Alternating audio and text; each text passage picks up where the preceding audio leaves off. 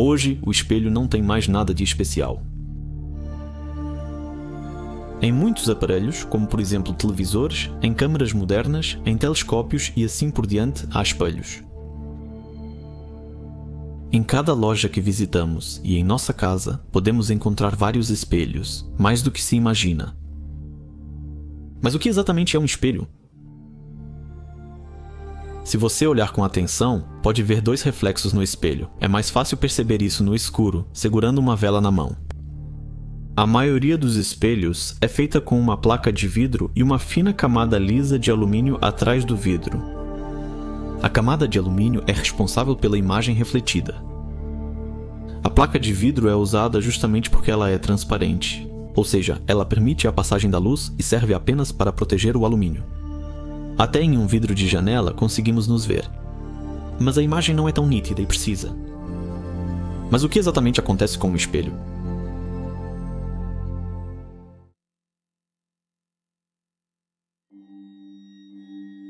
Por que esse objeto não tem simplesmente um brilho próprio, mas mostra o que está na frente dele?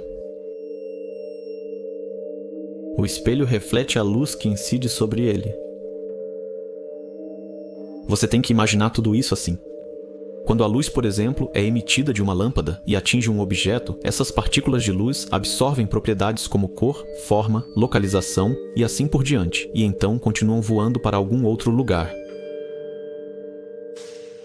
Como atingem nossos olhos, percebemos o objeto.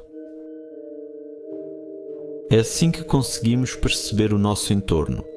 Você deve imaginar a luz como partículas que carregam informações.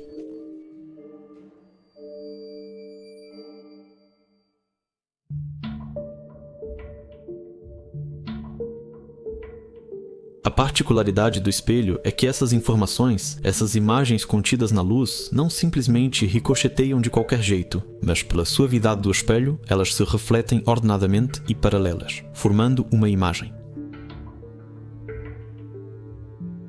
Por isso, a rugosidade do espelho deve ser menor que metade do comprimento de onda da luz.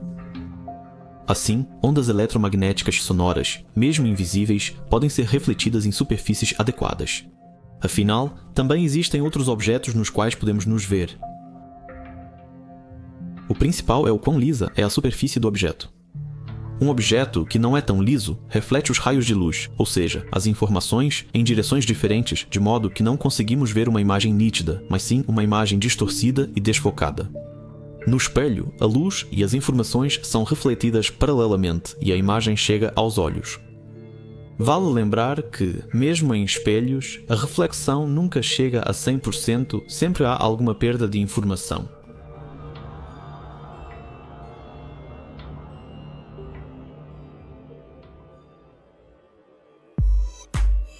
Há também outros tipos de espelhos, chamados côncavos. Espelhos côncavos, cujo funcionamento não vamos detalhar aqui, têm a propriedade de reproduzir objetos distantes, de forma real, e por isso são usados, por exemplo, em telescópios de espelho.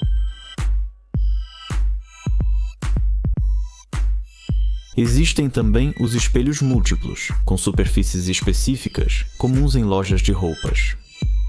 Por isso, não é de se surpreender se, ao experimentar uma roupa, você se vê de forma bem diferente no espelho de casa do que na loja. Espelhos espiões refletem parte da luz e transmitem o restante. Assim, as pessoas em uma sala atrás do espelho podem observar as pessoas na frente do espelho. Enquanto isso, ele não vê essas pessoas, mas apenas o próprio reflexo no espelho. Quantos espelhos espiões você já passou sem saber que eram espelhos desse tipo?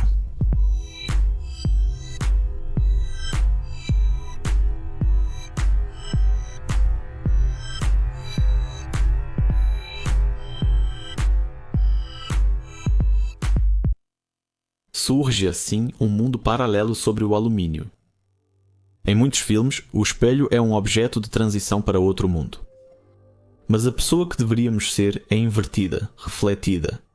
Talvez você só se pergunte por que o espelho inverte direita e esquerda, mas não cima e baixo. Ao levantar a mão direita, o reflexo levanta à esquerda. A explicação, como disse, é que a imagem é invertida. Não se troca direita por esquerda, mas sim frente por fundo. Usando 2 espelhos para formar uma imagem, nada será invertido.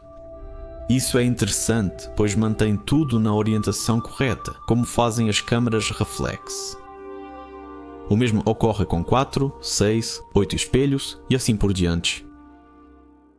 De modo geral, é necessário um número par de espelhos para se ver como se é percebido pelo mundo exterior. Há opiniões interessantes sobre isso que dizem que a pessoa parece completamente diferente dessa forma. Experimentar isso por si mesmo pode, portanto, ser uma experiência interessante.